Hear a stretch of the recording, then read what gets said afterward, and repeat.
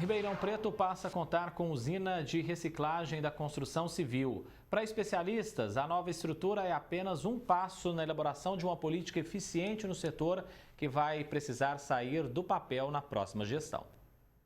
A usina de reciclagem de resíduos da construção civil foi instalada na Avenida General Euclides de Figueiredo, no bairro Simeone, zona norte de Ribeirão Preto. O equipamento fica ao lado do 7º ecoponto da cidade e tem capacidade de reciclar até 200 toneladas de entulho por dia, como tijolos, telhas, blocos e concreto. Depois da triagem e do processamento, o material reciclado aqui na usina vai ser reaproveitado em projetos da própria prefeitura. A ideia é transformar os resíduos de construção em agregados reciclados e usar na pavimentação de estradas rurais, na regularização de terrenos e também na manutenção de galerias de água e esgoto. Se nós estivermos falando de política de resíduos sólidos, ela é completamente enviesada. Ela está atropelando uma série de questões que devem aparecer antes. A política propriamente, trabalhar a questão dos resíduos sólidos que todos nós geramos, etc., para depois trabalhar um resíduo da construção civil, que é uma demanda de um setor econômico. Tanto, se você disser para mim assim, isso é prioritário? Eu vou dizer, claro que não, óbvio que não. Porém, ela está sendo feita. Ela serve para alguma coisa? Serve. Se você tem uma política que é formada por várias ações que podem até ir na mesma direção, mas a coordenação e a articulação entre elas não fica clara, então é difícil da sociedade participar. Se precisa realmente sentar e declarar o que vai ser feito de forma clara para a população entender que existe uma série de ações coordenadas que formam uma política municipal. Um dos grandes desafios para a próxima gestão é desenvolver um plano que atinja todas as etapas de produção, tratamento e destinação dos resíduos. Deveria passar por um processo de diminuição de resíduos, reuso, reciclagem, para depois entrar na usina. Vai entrar aquele mundo de coisas junto na usina, e aí, como é que funciona? Portanto, nós temos inevitavelmente de ter um planejamento para isso, mesmo para os resíduos da construção civil. Porém, eles são apenas mais um. Nós temos uma série de outros resíduos que são muito mais da sociedade, podas de árvore, corte de grama, o nosso lixo de cada dia, que eles estão sendo absolutamente ignorados pelo setor público. Segundo o levantamento da prefeitura, no ano passado, mais de 100 mil pessoas usaram os ecopontos da cidade. Foram 18 mil toneladas de resíduos da construção civil, 560 toneladas de recicláveis, 16 mil toneladas de inservíveis e 10 toneladas de lixo eletrônico. O ecoponto ajuda muito a capilarizar o recebimento desses materiais. Além disso, eu acho que é uma questão de educação e divulgação dessa questão para a população em geral, mostrando, né, não só nas escolas, com educação infantil, mas uma educação em geral, né, para as pessoas entenderem. Além disso, eu acho que a questão da zeladoria da cidade, é manter os espaços limpos, aqueles que já tinham sido ocupados por entulho e lixo, serem renovados. Então, levantar tudo isso, saber o tamanho do problema e atacar tudo de forma coordenada, né? O professor de políticas ambientais calcula que Ribeirão produz 700 toneladas de resíduos por dia, um número alto e que precisa ser trabalhado principalmente através da coleta seletiva. Esse lixo nosso de cada dia, ele deve ter uma política, como muitos lugares têm, de coleta seletiva real, existente, engajando nessa coleta seletiva associações de recicladores ou catadores, como a gente chama. Portanto, essa é a grande política, essa é a grande diminuição de geração de rejeito, né, que é o lixo que vai embora, é o rejeito. Não existe política pública só com o poder público. Não existe política pública só com a sociedade.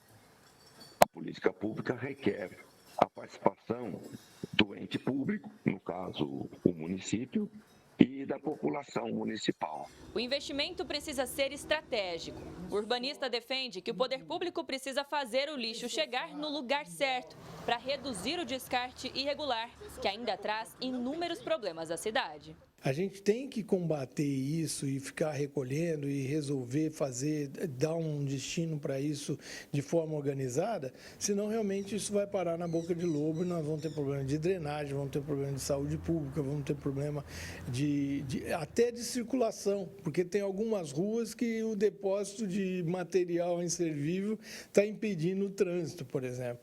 Alice Carvalho para o Jornal da Clube. A Divisão de Limpeza Pública disse em nota que está finalizando o plano de resíduos para a cidade e que em breve será enviado, então, para aprovação na Câmara Municipal. Disse ainda que trabalha para promover ações que facilitam a participação da sociedade. Informou também que atualmente tem 8 ecopontos e a meta é alcançar 29 locais para tornar, então, esse descarte correto mais acessível.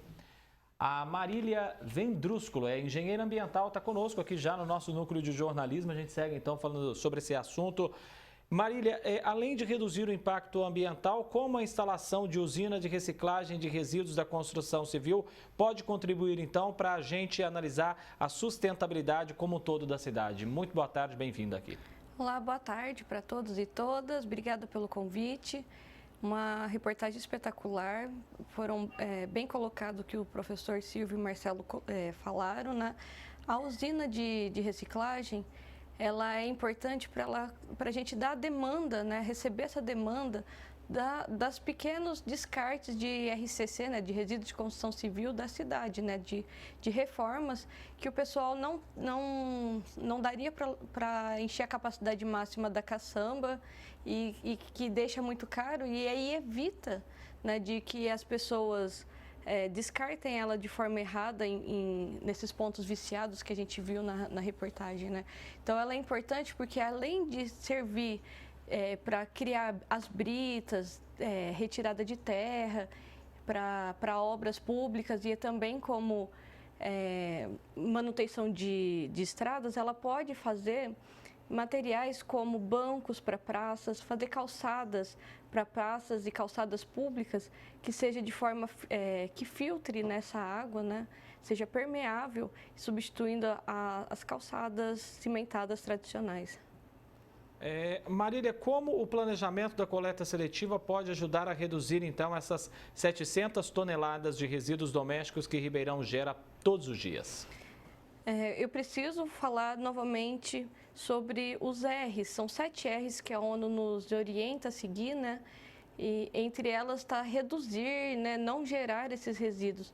Então, desde a parte de construção civil, a gente precisa mudar o método construtivo, porque esse tradicional que a gente usa de alvenaria, quando a gente vê uma construção, o tanto que gera de caçamba, de resíduos ali, parece que é uma demolição de fato, né? Então, nós precisamos mudar esse método para não gerar esses resíduos, né? E falando no que a gente consome em casa, também. O plástico, ele é maravilhoso, ele nos proporciona a segurança e acesso à tecnologia de forma incrível, mas foi feito de forma errada o uso dele, né? Então, a gente tem muitos plásticos de uso único e isso é um problema, né? Então, a gente pode pensar que a gente precisa mudar o nosso jeito, nós precisamos mudar o nosso hábito para não gerar resíduos. Gerando resíduos, a gente precisa ter a ciência que não existe lixo, existe resíduos. Então, nós temos o resíduo orgânico e esse deve ser compostável.